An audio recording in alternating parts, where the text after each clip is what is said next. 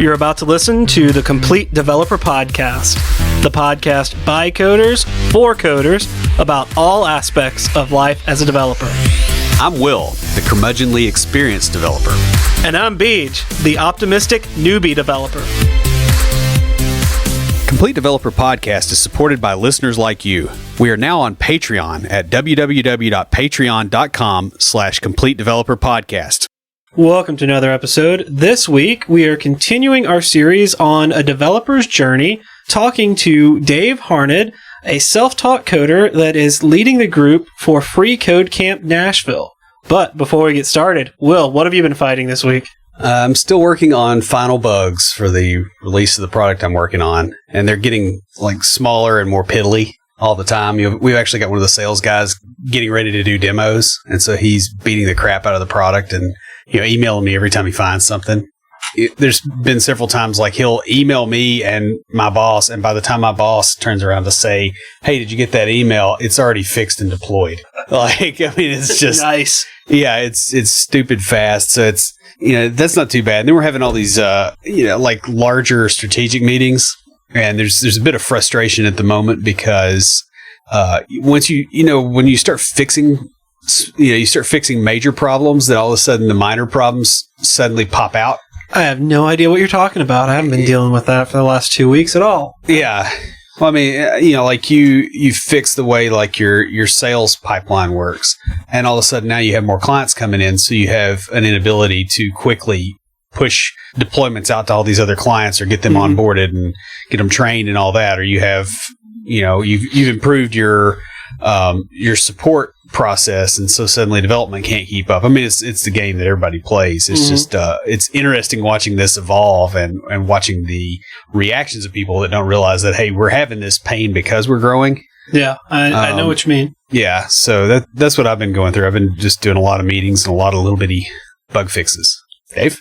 I've been building a social microblog. I won't say Twitter clone because everybody makes a Twitter clone, but been building that in the mean stack and fighting with Angular routes, but I was finally making some progress on that this week, so that was fun. All right, well, I was supposed to be going on a field trip this week for work. The project that I had stepped into to help out with the testing and debugging because the programmer that wrote the API left. It's an inspection app on a tablet, and so the UI developer and I are going out on one of the field trials. We were supposed to go this week, but we have a presidential visitor coming to town. That's right. And we were able to reschedule it so we don't have to drive through all the fun road closures. But a little personal note, now that I've got my workspace set up for working from home, I've been setting up my IoT workbench and kind of playing around with the Raspberry Pi Zero that I got for Christmas. And of course, as is the case with technology, something newer and cooler has come out, and I'll tell you guys all about that in IoTs. Let's roll the music then.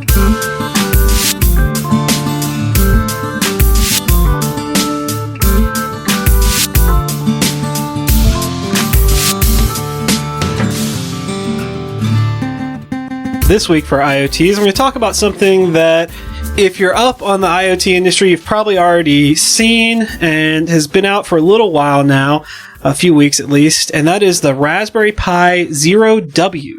At just $10, this is the next evolution of the minimal Pi Zero. It includes an 802.11n wireless LAN and Bluetooth connectivity that was not part of the original Pi Zero. It uses the same wireless chip as the Raspberry Pi 3B, and just like the Pi Zero, it has a 1 gigahertz CPU, 512 megabyte RAM, mini HDMI, 2 micro USBs, and a 40-pin header. And I'll put a link to the introductory article in the show notes. So, Will, who's talking to us this week? Well, we grabbed an iTunes review from Alan Underwood. You might recognize the name because that's Alan Underwood from Coding Blocks, which is a really good podcast, by the way. Yes. It says, I've recently heard about this podcast and I've listened to the latest 4 episodes. design mistakes on March 2nd, 2017 being the most recent. And I highly recommend listening if you're a professional or aspiring software developer or engineer. I'm a host of the Coding Blocks podcast, and it's exciting to see that there's another podcast out there focusing on real-world development problems and solutions that aren't just another interview show. I love the format you guys are doing and the broad array, pun intended, of topics that you cover. The shows are full of actionable, useful information. The hosts have a great chemistry with a contagious laugh, and the sound quality is excellent, which is a must for me. You earned a 5-star review. Killer stuff, guys. Hey, thanks, Alan. We are both big fans of your show as well. Y'all have some great stuff. My favorite was the series of episodes y'all did on design patterns. Yeah, the naming, man. I know. That made my day. But shoot us an email at neckbeards@completedeveloperpodcast.com because we do have a Complete Developer water bottle just for you. And guys, if you'd like your very own Complete Developer water bottle, leave us a review in iTunes or comment on the website or any of our social media. We post all our episodes to Facebook, Twitter, LinkedIn, and Google+. We're also on Path and Tumblr. I want to take a moment right now to remind y'all that our friend Bethany Adams has released her second book, and so to celebrate, we're running another contest where we'll be giving away an autographed copy of one of her books. It'll be the winner's choice. We'll be announcing the winner the first episode of May, so to enter, just leave us a review on iTunes. We love seeing those 5 stars, and thanks again, Alan, for the 5 stars. Dave Harned is originally from Louisville, Kentucky, and moved to Tennessee to attend Middle Tennessee State University to study music business the very year that Napster launched. He started out in IT support and has been coding for about 2 years now. He also runs Free Code Camp Nashville. They have a Facebook group and a brand new meetup group. He plays guitar in a few bands, enjoys hiking, and long walks on the beach. We actually met Dave when he came to one of our developer launchpad meetups, and he's become a regular member of that group ever since. We enjoy talking to him a couple times each month. So thanks for joining us. Thanks for having me on. It's a lot of fun to be here. One of the very first questions that we like to ask people is, how did you get into software development? I had been exposed a little bit to HTML and CSS through some various jobs I'd had in the music business. But then I really decided that I wanted to build things at a job where I was doing tech support and bored of it and wanted to do some things to stand out and try to get ahead. So that led to my kind of first idea for a web project, and it was a phone simulator. I was doing smartphone tech support, and we weren't allowed to have our phones at our desks for security. You know, it would have been handy to pull out your phone so you can look and describe the settings that you see, and as you're describing that to the person that you're helping. Yeah, that makes sense. But we weren't allowed to do that for various security reasons. You couldn't have a camera out on the floor. So I decided that I wanted to build a simulator that looked just like the phone screens, but in a web form that we could pull up, and took a lot of screenshots and wasn't really sure what to call what I was trying to do, but I knew it could be done. And it would turn out it was just image mapping and having the hyperlinks work so that I could string a bunch of screenshots together with that kind of flow. And that was really my first exposure. And I spent all weekend doing it. And by the end, I had a live product on the web. And I was so thrilled and excited by doing that I decided, okay, I'm going to learn how to do this, and started to dive into JavaScript and things like that. That's really cool. I've heard a lot of people's how they got into development, and the story is very similar in that they had a job or they were doing something and they needed something built, so they learned how to do it. Right. Yeah. I mean, a lot of the longest lasting developers too, that's how they start out, because, you know, there's like the group of developers that either gets into it because they want to make a bunch of money or they want to make video games. There's a lot of them. Or build the next, you know, like social network for chimpanzees or something. And, you know, they think they're going to have $1 billion exit. And then after a few years, they burn out. Mm-hmm. But if you're actually solving business problems, you know, like there's plenty of those. And that seems to be a probably safer alternative as far as a starting point. So it's good that you got going that way. So what happened with the app? Well, I showed it to my boss, who loved it, and he was trying to push it up the chain for me, but they had different restrictions and things on the tools that we were allowed to use, and it eventually got the thumbs down by the higher-ups. So that was a little discouraging, but I was encouraged at that point to study on my own, and I was diving into Code Academy, and that's how I found Free Code Camp eventually, because I determined that this is the direction I want to go. Yeah, I mean, I guess there is a lot of hacking risk in HTML image maps. Right. I don't know. Sometimes corporate security, IT security policies are, they're a little hard to deal with. I've worked at a few places where it's just really dumb stuff that was, it's like you could enable this and you would, this task would take 5 seconds, but because you didn't enable this, it's taking 2 days. Right. Mm-hmm. And I've definitely done the. So you said it was a manufacturing. No, this was cell phone support. I was working at Shurion. Oh, okay. Doing smartphone tech support, mostly helping grandmas download Candy Crush on their iPhones. But we got a lot of different, calls about Blackberries and Windows phones, and a ton of different devices that we supported. So it was fun, and I got to learn a lot doing that. I had some friends that worked there. So yeah, big employer in town. Mm-hmm. And I guess they're a pretty good environment. I haven't heard anything particularly bad about them. I mean, they're your typical call center environment. I mean, it is a call center. Yeah, so it's like there are negatives to a call center that is just part of life of working at a call center. Sure. But I haven't heard anything like particularly bad about them as an employer. Yeah, and you would have at their size. Yeah. So there is that.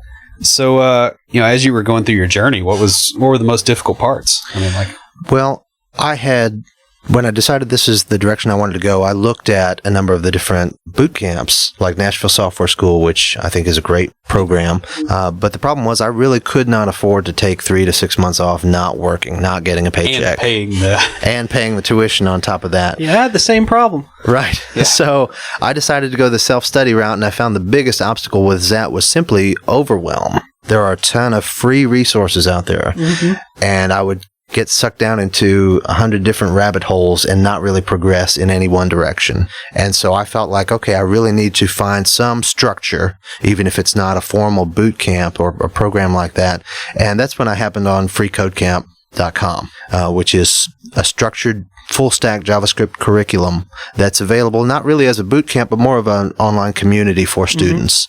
But they've structured it in such a way that they have a front end, a back end, even a data visualization section, each of which you can earn a certificate in and complete different challenges and tutorials along the way. And so I really latched onto that. And just last year finished up my front end developer certificate from them and really enjoyed that process. It's awesome. We have another friend that just finished up with them down in Atlanta. Yeah. And in fact, he was on this podcast. That's right. That's true. He was on a few weeks ago. Yeah. I'm trying to think. Was it 3 weeks? Yeah. Of course, it doesn't really matter because we release episodes in a different order anyway. But yeah, I mean, I've heard a lot of good things about Free Code Camp and just the general, there's parts of the new dev ecosystem that are really, really good at funneling people into a direction that they can go somewhere. And then there's huge swaths of it that you just, you're going to be clicking links all day and, getting sample code that doesn't work, or they teach you how to do Hello World. And then, part 2 of the tutorial is, under construction. Sure. And it was 4 years ago. It's like they ain't building it, son. Right. Because I even run into that now, as a senior dev, when you're trying to pick up something new, like it's, the environment is definitely very different than when I was starting out. Well, I think it's interesting because Free Code Camp is actually not one of the sites that I used. Yeah. And so it wasn't until our friend Jason and then we met you told me about it that I'd even heard of. Yeah. So I mean, I think that what they're doing is really cool. I've looked into it since then. Well, I got excited, and I haven't gotten to this point yet, but once you complete their 3 tracks, part of the process is they want to pair you up with nonprofit organizations to do some pro bono work to build your portfolio. And so it's a nonprofit organization helping other nonprofits, and I thought that was a really cool aspect of it, compared to these, frankly, high tuition, some of them are for-profit boot camps as well. It seemed like an interesting alternative that attracted me. Yeah, well, coming out with that experience, too, helps a lot because, I mean, just because you got out of a coding academy or boot camp doesn't necessarily mean that you're ready to do production work, because there's a lot of people doing that. And you have to have something that kind of differentiates you. I mean, I think that's what helped Beej was, having the whole apprenticeship thing and being like, yeah, here's some stuff I did. Oh, yeah, and, I could, previous work experience. I could legitimately point people to websites that I had built or designed and say, I did this. Here's what I did on this project and that. And so, and you also have, people that have worked with you, because, at least half of coding is not coding. Sure. It's the other stuff. Like, can you be a decent human being to work with? Are you going to get, massively defensive if there's a bug in your code? That kind of stuff. And having a work history of that, where people can get a hold of somebody and go, okay, well, what was it like to work with this person? That's extremely valuable. And the nice thing about the nonprofits is they're going to, I'm trying to think of a good way to put this. It doesn't sound bad. Like, they're going to be a little bit less anal retentive than a typical business is about the kind of, not necessarily the kind of people, but like they're not going to have the artificially high standards that keep beginners out. They're going to let you grow on the job versus expecting you to be at a, Right. Oh, yeah. I've gotten so many calls from recruiters that are looking for a junior developer with 3 years experience. Yeah. And I'm like, that's not junior. That's mid-level. Yeah. Yeah. And I'm seeing a lot of that when I try to look and see, okay, where is the bar set for being job ready as I'm trying to figure out what I need to do to get there. It's kind of hard to know, and I'm sure it's a little bit different at every business. But when I see listings like that, I can't help but be a little discouraged by, junior entry level, 3 years experience. In Angular 2. Right. Right. In brand new frameworks that haven't you been have out to have 3 years experience in Angular 2 and Clipper. It's like, okay, they got somebody in mind for that job and they're just posting it. That's my favorite. There's that too. It's the boss's nephew, and that's his 2 things that he's got experience in, and he's lying about one of them. Right. What were the best resources you found? I mean, you mentioned Free Code Camp, but did you find anything else that was handy? I've kind of bounced all over the web with some different resources. I kind of started out with Code Academy and really enjoyed some of their tutorials, but I felt like it was a little bit on the beginner side, and when I wanted a little more, I was ready for a little more meat. It wasn't there. Mm-hmm. Free Code Camp was fun because there's definitely a point when the hand-holding stops, and they let you loose and say, "Here's some algorithms. Here's a couple links that might help. Have fun." Yeah. And that was kind of a make or break moment. Other resources that I found, I've done several different Udemy videos, a little bit of lynda.com. I've definitely got into the video tutorial. Front End Masters is one. Actually, it was pretty cool. I went to a meetup for Code for Nashville, and the person who organized it was giving away free subscriptions. It's normally $40 a month, but he handed me a little code and typed it in, and boom, I've got access to these seminars. And the one I checked out was Brian Holt of Netflix talking about React and Redux, and it was like a 2-day seminar that they recorded and chopped into. I think I sat through one of his chunks things at Code Mash where they were explaining how the Chaos Monkey works. That's their internal distributed system thing. They do this on their live system. They'll shut something off. They'll turn off one of the services and then see what else blows up. And then they turn it back on.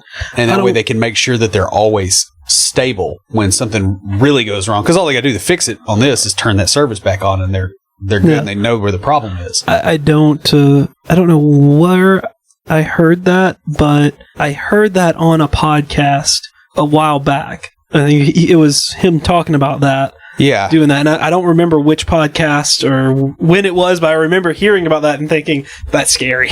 Yeah. Well, I mean, I was sitting at that talk, and I believe it was him, and I'm trying to think of the best way to describe it. Well, you don't, but other people do. Like, when your wife is pregnant, you're sitting in the birthing class and they show you the video, and they have like the normal people there, and then they go boom right to the business end of the birth, and like that intake of breath. That's what everybody did when he's like, "Oh yeah, we tested it in live," and we're like, it's just like, you did what? Yeah, see, that wouldn't faze me. Yeah, well, I don't know. I think that might make me clench a little bit. Yeah, it's a bunch of like advanced developers that have flown in from all over the country that are doing distributed. I'm not saying that wouldn't faze me. Oh, the other one. Video wouldn't faze me. Oh, the other one. I was like, dude, you got to learn to pan the camera. Little camera work is a long way, but it was that kind of reaction. That was wild. So yeah, he's got the chops. Yeah. He's crazy too. He's got the chops to back it up. But he was funny, and I thought he was a pretty good presenter of the material, and playing around with React, that was a good first kind of exposure. I mean, now, as far as, resources, have you found anything that is non-coding related that you think was pretty useful during the journey? Because I know, like with Beej, as he was going through, it wasn't just the development growth curve. It was the personal learning growth curve. Like, it changed him. And I'm not sure what, he came up with. I was just curious if you had... Sure.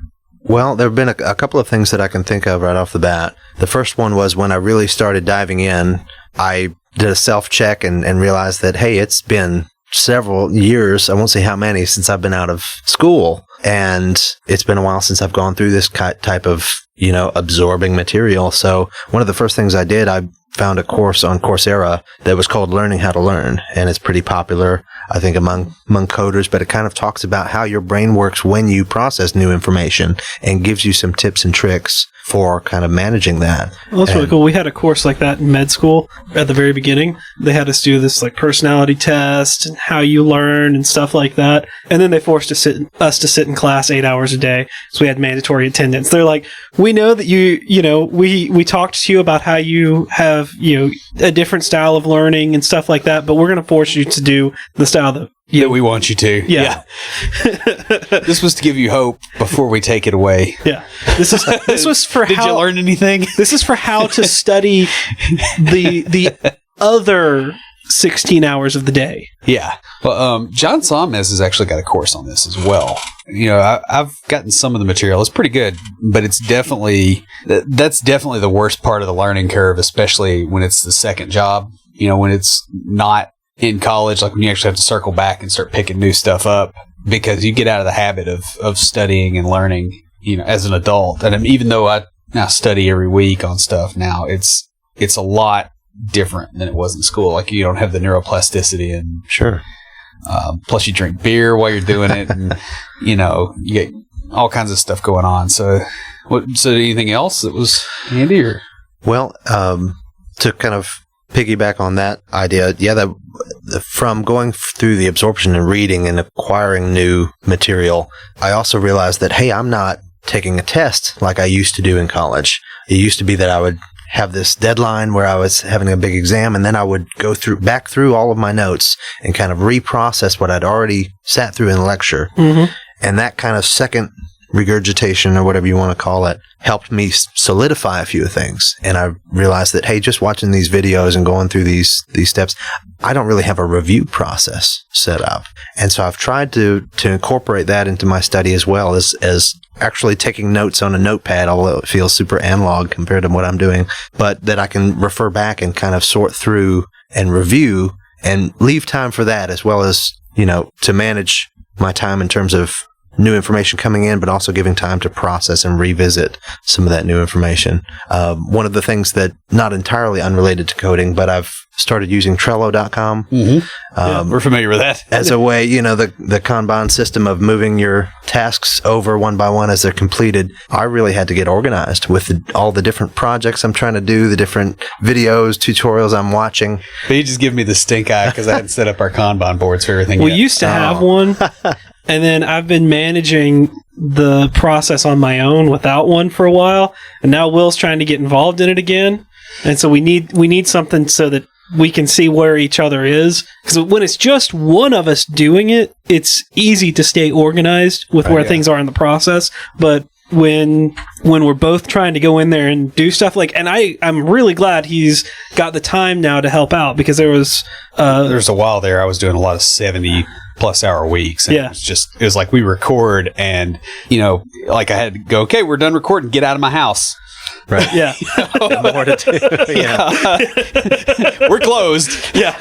And it was like that for a while, because that's just how busy he was with everything. And so I'm glad that he's helping out again, but it went from me organizing everything. So I had my own little system to keep track of things, since we stopped paying the outrageous amount we were paying for the particular software we were using for a Kanban board. And now we have a much cheaper version. Yep. In fact, it's so cheap that you can multiply its price times itself and you get 0.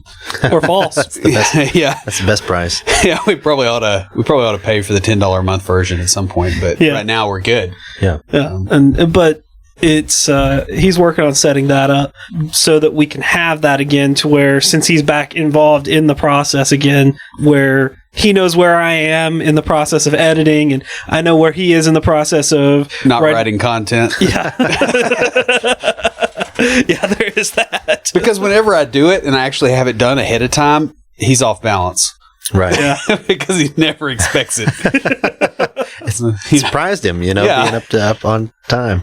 That's good. I didn't even think about doing, a Kanban board for that sort of thing, for, like the, different, like maybe modules in a course. What do you mean you didn't think about that? For learning? I did that. You did that. I showed it to you. Well, did you? Yes. It's been like 2.5 years. I know it has been a while, but yeah, I did a very similar thing because I wanted to learn. I did it for a slightly different reason. I wanted to learn Kanban. I did it when we first started. Well, before we started the podcast, I was doing it. Yeah. But I wanted to learn like the Agile, Scrum, Kanban, that stuff. Sure. While I was learning to code. Sure. And so I started doing something very similar to keep track of what I was learning. I showed that to you.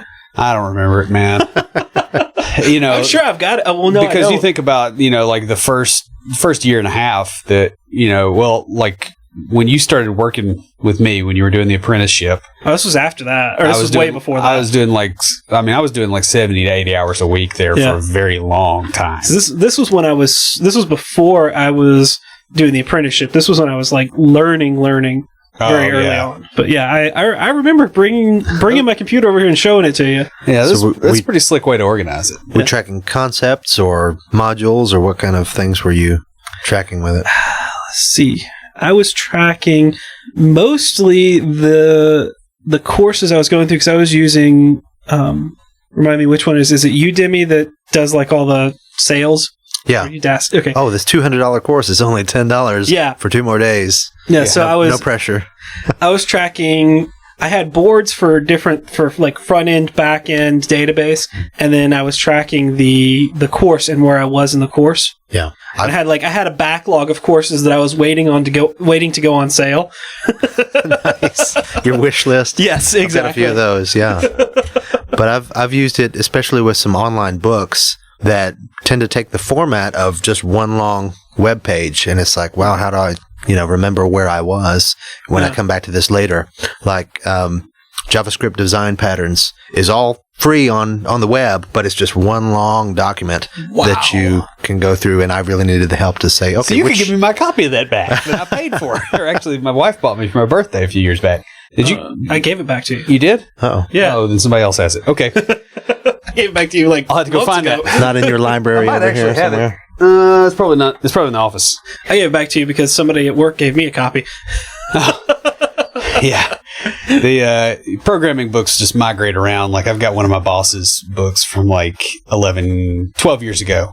Well, I have a bunch of books because we just literally our cubicles are gone. There's nothing there. Like we were joking about like coming in and playing football in the area that our cubicles used to be. You mentioned that, and it made me think of the scene in Office Space where he unscrews all of the holes in the cubicle walls and just kicks them over. Was it like that sort of thing? Or?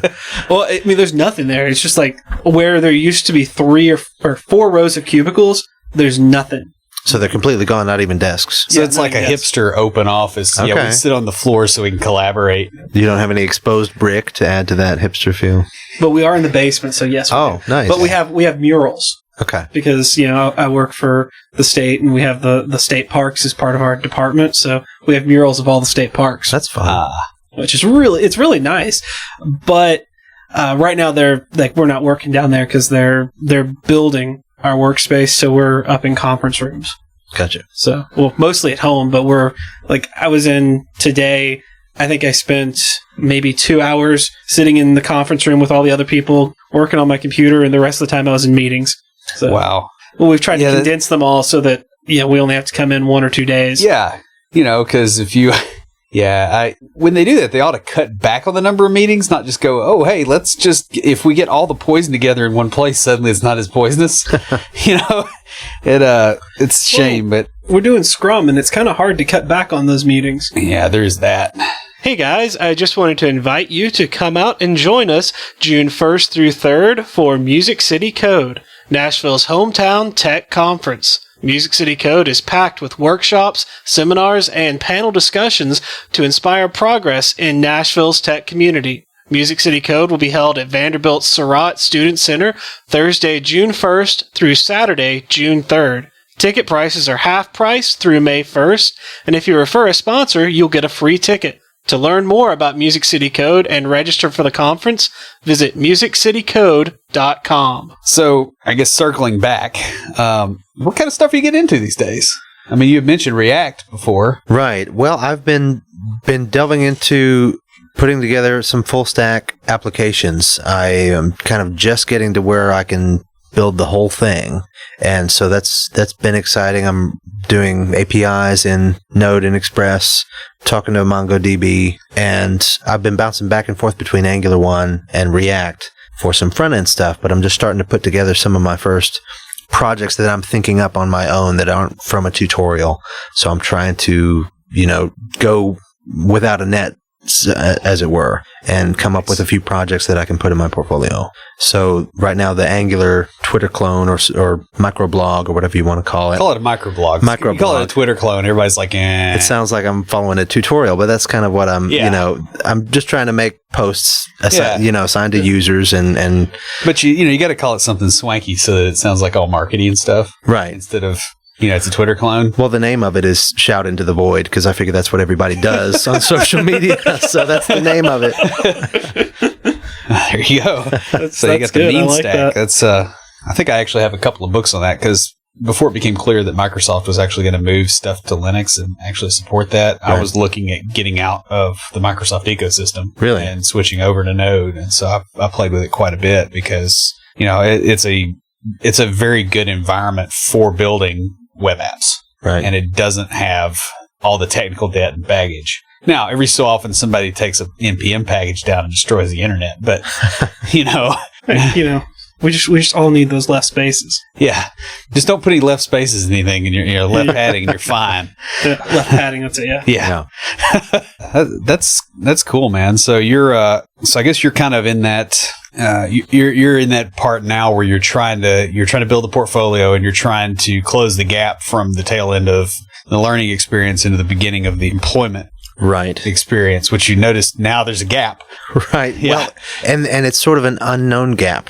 Yeah. Because, without graduating from an approved program or boot camp that is supposed to walk you up to that threshold. You don't know where it is. I don't really know where that threshold is. I try to ask people, and it's hard for them to give me an answer because it's going to be different wherever you go. But I'm trying to understand what are the expectations of a junior dev starting out in an entry level. What kind of skills am I expected to bring to the table? And I'm trying to figure that out and fill those gaps on my own. So that's been an interesting process. But I am putting together a new portfolio, new website, and giving it the old, exploration, apply for a few jobs and see what happens, see what sticks to the wall. So that's where I'm at. I can just say from my limited experience, mind you, because I did the apprenticeship with Will and then I have my job now, but we have quite a few junior devs, several that came straight from school. And Will told me probably about 4, maybe 6 months before I started looking that I was ready to start looking. Yeah. And then he was so anal retentive that, I knew he wouldn't start looking just then. Right. So, looking back on it, I was... Yeah, you were probably better then than a lot of the junior devs now. I was probably at the same level, I would say. At least the ones that we have. Yeah. And, that little bit of extra time before I really started looking, it put me ahead of the others. And of course, part of the deal, too, is you still have the day job and all that. Right. So being in a secure financial position makes that easier. Oh, yeah. Way easier. Because if you go in and you're already nervous about, do I know enough? And then you're going, okay, I'm going to have to move next week if I don't. Right. Where's rent coming from? Right. That increases the surface area of bad luck. Sure. I interviewed a guy. It's been several years ago, and he was in that situation.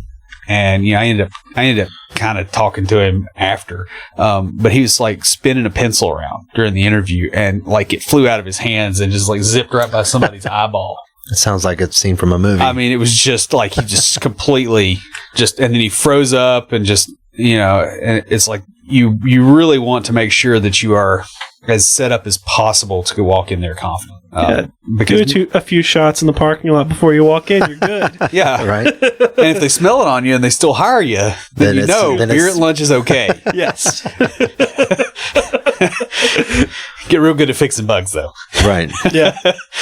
But yeah, I definitely would recommend that. It's just, work on building your confidence, because I mean, most of what these interviews are is really it's a game of confidence. Once you get past the point of having the basic skill level, you just have to, they have to feel like you know what you're doing enough to get it done. Sure.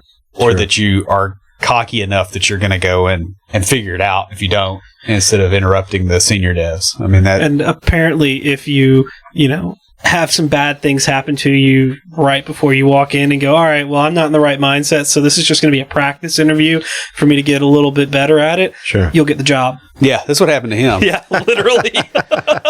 And, he sends me this message. He's like, yeah, I'm just, this is not going to go well and all that because all this other stuff. So, just see. And he's like, I'm going to go in there and just see what happens. I can learn from the interview. I mean, and that's the other thing, too, is you get more used to the way tech interviews are conducted. Right. Because they all ask you, at least in the .NET space, they all have this list of 10 questions from 2004 that they refer to. Yeah.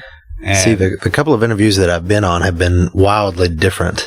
So I still have this kind of apprehension of not knowing what to expect. Yeah. I mean, you never completely know, but it just seems like most of them, that they have this screen of questions, and you're almost better off to answer the question and then ask a question that applies to it, that makes it clear that you knew something further out. Right. One of the jobs I interviewed for, and this has been 8 or 9 years ago, they said, can you, if you have a table of addresses and a table of people, how can you find the address? How can you join these tables? And I'm like, well, it depends on what you're trying to do. I'm like, because what do you want to do? Find all the orphaned addresses? You want to find all of the addresses of the people? You want to find the people that don't have addresses, or all the possible combinations?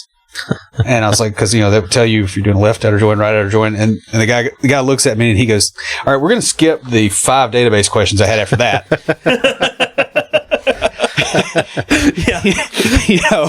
And it wasn't me so much trying to nuke it as being able to engage, and you want to get into the position where they're somewhat reacting versus you reacting, right? Because it's a confidence thing. Also, you're interviewing them in a way too. Don't ever forget that, because I know I had an interview with the Tennessee Bureau of Investigation.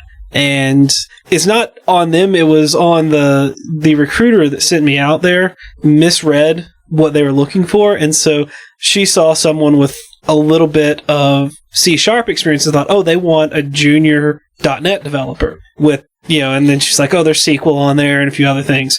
And then I go in and every question was a SQL question, for 45 minutes. It was just grueling. SQL, database. And I was like, finally, after, probably about 45 minutes, I stopped. I'm like, let me ask you guys something. So I'm getting the feeling that you guys are looking for a SQL DBA that has a little bit of .NET experience so they can go in and, set things up. They're like, yeah, that's exactly what we want. I'm like, I'm not the right person for you. I'm like, I know that. I'm just going to stop the interview now because I'm not the right fit. I will let the recruiter know, so that next time, the next person she sends to you is better suited, but I'm not the right thing.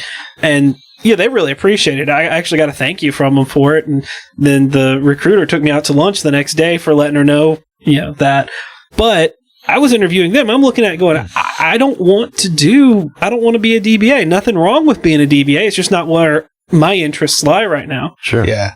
Well, and it's also fun when you go into the interview, they're like, oh yeah, you need to have C# and Java experience, and the recruiter gets confused and thinks that JavaScript is Java. Sure. Because, they kind of stupidly branded the language. Right. Because that particular, those two cause a lot of mix-up. Yeah, and it used to be a lot worse than it is now because JavaScript was not a frontline, real development language. It's like how you made stuff do certain things in the browser, and it was really limited. My favorite was a job listing for a front-end developer that wanted 3 years of Java experience, and I was scratching my head a little bit over that, but that they didn't mention JavaScript at all for a front-end job, but they were looking for Java. I thought that was cute. Yeah. Those are always nice. We had a recruiter on that said one of my favorite quotes is Java is to JavaScript as car is to carpet. Yeah. Yeah. Like every time I see something like that, I think of her and when she said that. Yeah. That was a good one. Especially, that was not expected. Yeah, I know. Because that came from a recruiter that we were interviewing. And she's a very normal person. She's not like a dork like we are. So we're like, where did that come from? Yeah. Yeah, man. The interviewing thing, like it's legitimately a skill that you have to practice. Well, I wish as much as anything else. I'd had you guys with your interviews that turned into SQL questions, because the one whiteboard tests I've had in an interview, they wanted someone with JavaScript and a little bit of React experience, and I was kind of a noob in React, but I felt like I could talk about the concepts. So I was ready to get up there and write some JavaScript, and they wanted me to write SQL queries. And it had been a year since I'd even touched on that. I wasn't prepared for it at all. And so that I was able to say, listen, this is something I'd probably Google the syntax because it's not fresh, but here's conceptually how this works, on a very basic level. I don't know if that, appeased them or not, but that was all I could offer at that point. A lot of times they want to know what you're thinking, like the way you process problems. What's really fun is when you go into an interview and then as you're about to leave, they go, oh yeah, I forgot, I have a whiteboard problem for you, because you got so distracted talking, and you look at it and just start laughing because it's the exact same problem that you've been doing as a code kata for the last 2 weeks. Yeah. That happened to me. See, I get the occasional thing, because I know enough recruiters where they will go, hey, we're not trying to get you for a job, but we have developers complaining about this coding test that they're given. Can you just evaluate it real quick and see if this is legit? I mean, I had one where I think developers were being given 30 minutes to do it, and I did it in 15 seconds with one line of code, and it was nasty. Yeah. But it wasn't, it wasn't that bad. And, then he was also drinking a beer at the time. Oh yeah. Because, I was remoted in, and it's like, why not? Let's see what's going on. And then I talked to the guy for a while, and he was like, yeah, this is just our test to kind of screen out the incompetent candidates. I'm like, seems reasonable. And you'll also find that thing too, where they throw stuff out there that's not really all that difficult, but it keeps the people away that are like, oh, I wrote Hello World in 12 different languages. Right. And because they don't want those people, because those people are dabblers. Yeah. Mm-hmm. And you don't want to dabble in enterprise systems, because stuff breaks and, people die, or their bank accounts get emptied, or something bad happens. So, sure. Well, you've come out to our coding challenges with Developer Launchpad. That's one thing that when I'm writing those, I really focus on, is trying to find things that would be similar to whiteboard problems. Cool. And so, I do, when we first started, it was literally the whiteboard problems I had seen in interviews, and I kind of have, over the months, exhausted that list. But, I try to think up things. Okay, what is something similar to what you would see, or using the same concepts? I also do code katas, and I'll find a code kata and I'll kind of tweak it to make it more our very first one was Happy Primes. I took yeah, and he tries to make the level 3 one, awful for me. Yeah. Just so that I can be sitting there, fighting it like the rest of them. And I'm like, dude, come on, man. Hey, you've had some challenges. Yeah, I've had some pretty interesting ones, though. That's got to be an interesting challenge, though, is coming up with something to challenge him. Well, how do you set it up? Yeah. Really? What I try to do, and my goal is, level 1 is something that when I first started would have taken me an hour or two. Yeah. Level 2 is something that would take me an hour or two now. And level 3 is something that would take me about a day. That's my goal when I design these. And what's really cool is a lot of people will come in and they'll go, oh, well, I'm new, so I'm just going to do level 1, and they'll do level 1 in 15, 20 minutes, and then they'll get into level 2, and they'll get some finish and some, like you've been there when we've had some people that hadn't been coding long, but they just, it clicked with them and they got it. Right. Yeah, or they come up with some out of left field thing that the senior developers didn't. Yeah. And you're all looking at them going, where are you from? Right. Yeah. And that's happened a few times. I love it when that happens. Yeah, I do too. And you can always tell, like, you can tell the quality of, or you can tell the level of potential the software developer has by how they react to a problem. Even if you can't actually solve it, if they're going at it from a rational thought process and they're breaking the problem down into smaller chunks that they can solve. Because, that's what you do all day. So here's a question. You've analyzed these kind of whiteboard tests, but have you ever given one? Have you been on the other side of the table? And several times. What kind of things, aside from getting the code right, are you looking for? Well, one thing I try to avoid doing is getting too wound up on the coding syntax, because most people are used to typing it. They're used to doing it in an editor and those kind of things. And so it's really easy to get a false positive on not having good ability, because somebody goes, oh, how does a lambda expression work? Let's see, I got to do especially with multiple parameters. Do I have to bracket? They're getting into that space versus, okay, algorithmically, how do these pieces fit together? Because a compiler will tell you if you're doing it wrong. Right. Or something will tell you. IntelliSense. Yeah, you get the little squiggly red lines. It's like, yeah, I'm angry and we're going to talk about this later. Like it'll tell you. So you don't have to worry about that. Stay after class. But, you look for them breaking the problem down into reasonable sized chunks that they can actually, individually deal with. You look to see if they know how basic language constructs work, things like classes, obviously looping and all those kind of things. But that's even more beginner level. You look to see what happens to them under stress, because they have people watching them. And that's more of like an interpersonal thing. Like if they start getting really, really jittery or angry, you probably don't want them on your team, even if they are a really good coder. Right. Because they'll run the rest of your team off and they can't carry the load of 5 people. So you kind of look for those sort of things. And then another thing to look for is if you've got something that's a little bit ambivalent, whether they ask you questions and whether the questions are good. The other thing I like to do is try to throw stuff out there during the interview that continually gets harder, because the one thing I do want to hear them say before they leave is, I don't know, because I want to see what that looks like. Right. Will they admit it, or will they try to BS me? Because if they try to BS me in a real world environment and I fall for it, I have a problem. Sure. And I've also been on that side of the table for one interview that was just, I think we were there for an hour and a half. That guy was brilliant. We finally got him on something. We switched off of computers. I think we went into I think we had a physics discussion, because there was a bigger nerd in the room with me, thankfully. And finally got him to say, oh, I don't know about that. And we're like, thank goodness. Now we can go to lunch. And of course, the company hired him, but it was and he was like, what's the deal? And I'm like, dude, we try to get people to say, I don't know. You did not know.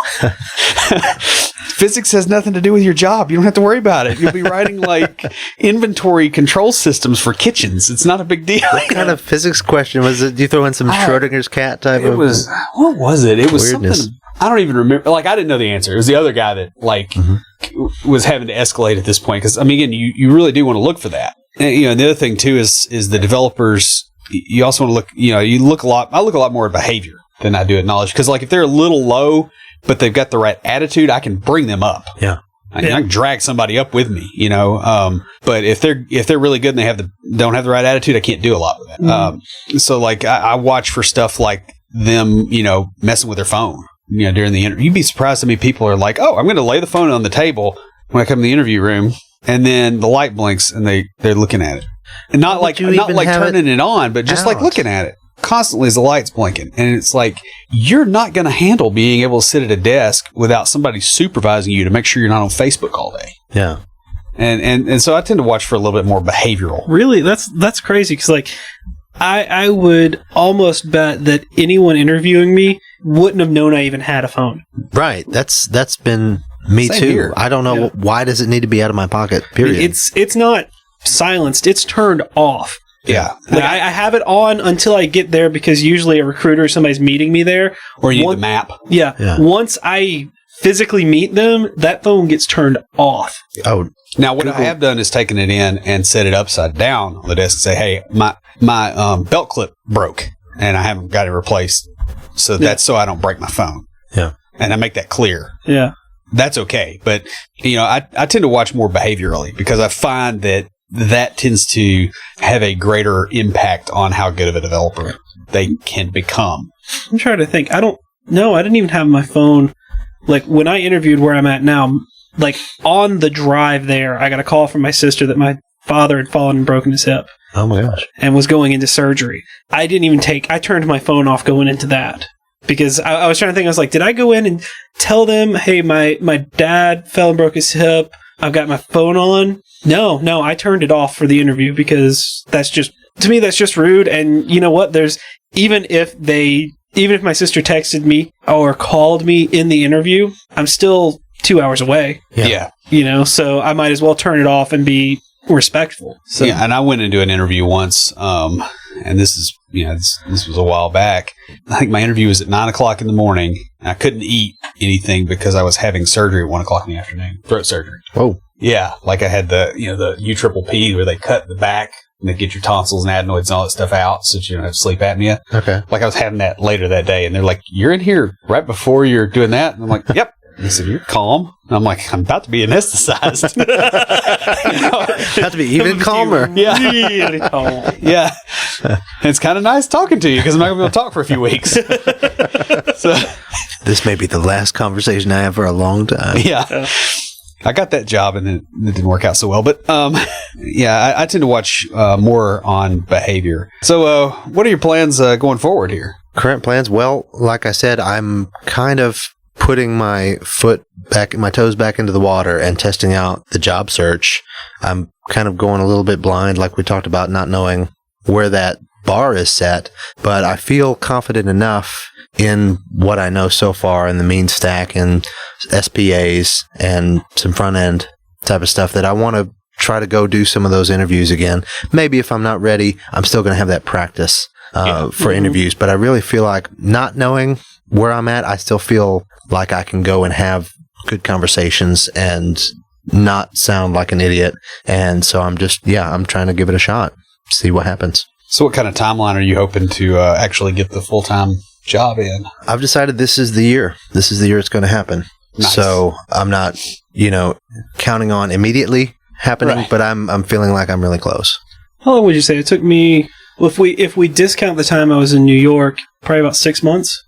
Yeah, I guess that was probably about right. It took it, as far as the job search itself, once you decided to get going on it. Yeah. So if you could go back and talk to a younger version of yourself, do you have any advice that you give him? Oh yeah. If I could have a redo in college, I would totally change my major. I was a little bit stuck because I was from Kentucky and I came to Tennessee to study music business and do the recording industry program, which was a great program. I really loved it.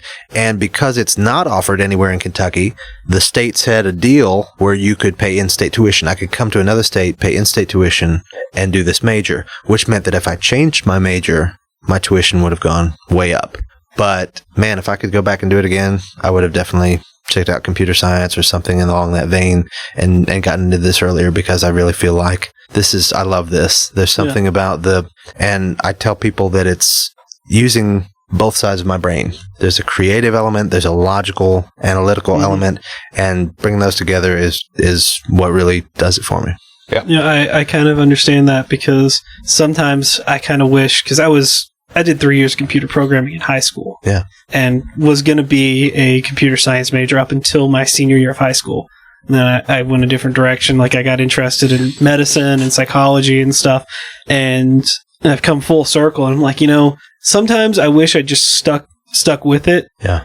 But I don't know that I'd be the same person I am now. Yeah, and you got the other thing too is you did stick with it. You got other experience that you're bringing in. That's true. That's true.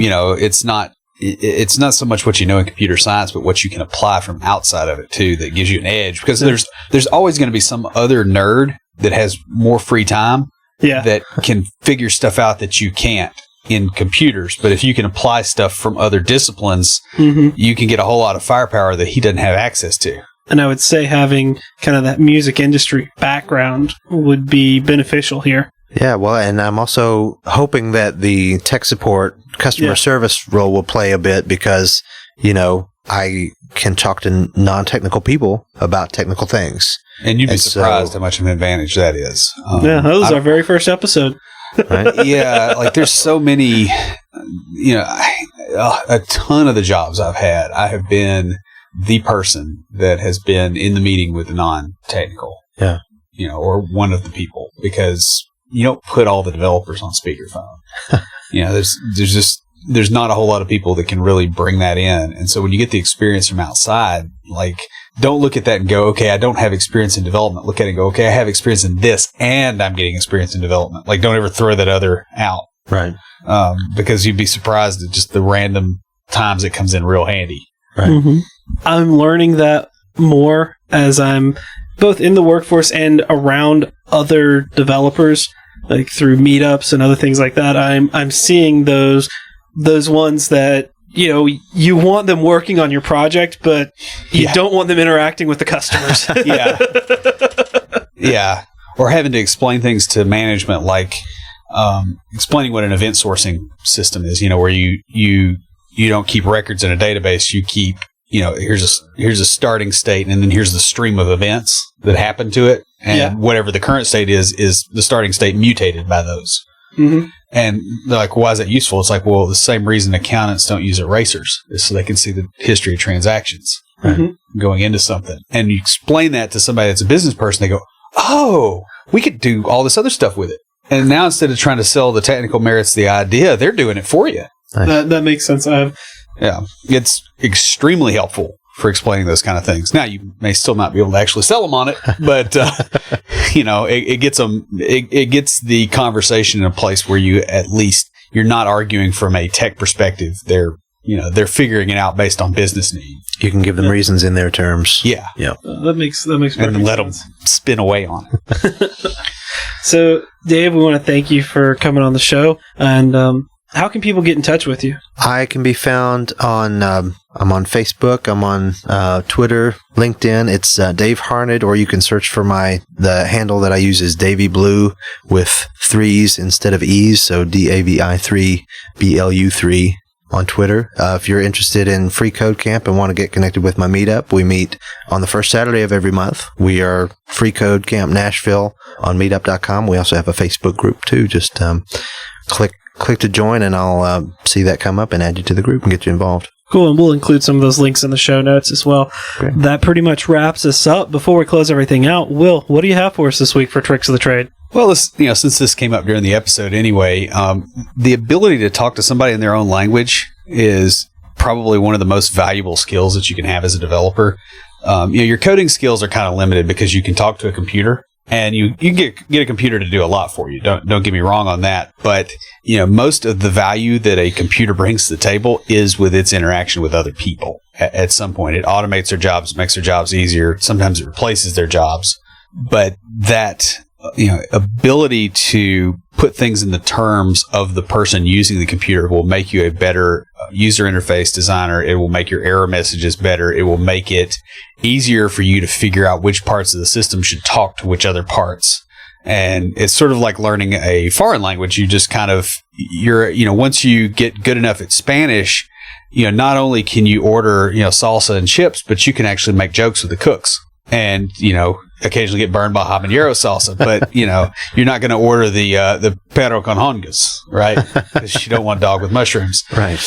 And it's just extremely valuable to get to the point where you can express things in the terms of the kind of people that you're actually dealing with. Like, actually sit there and even if you don't understand what they're talking about, like, keep a notebook with that stuff and go, okay, what does that term mean? And write it down. And just kind of keep track of that stuff. Not only is that valuable for you, but when another developer comes in, you can go, here's the notebook of like a data dictionary of how to talk to management around here. Okay. And that'll give you an edge that you just won't believe. Especially, it's one of those things that pays off more over time. It doesn't do it immediately. Sure. But, a year or two in, it's great. So that's all I got. Stand by for Titanfall. If you have a question or comment for us, please email us at neckbeards@completedeveloperpodcast.com. Our theme music is an excerpt from Stand By for Titanfall by Pure Bells, available on SoundCloud and licensed under Creative Commons. The intro music for IoTs is Hillbilly Hip Hop by Jason Belcher. For references, show notes, and to sign up to our email list, be sure and check out the website at CompleteDeveloperPodcast.com. You can also follow us on Twitter at CompleteDevPod and like our page on Facebook to keep up with the news about the show. Thanks for listening. See you next time.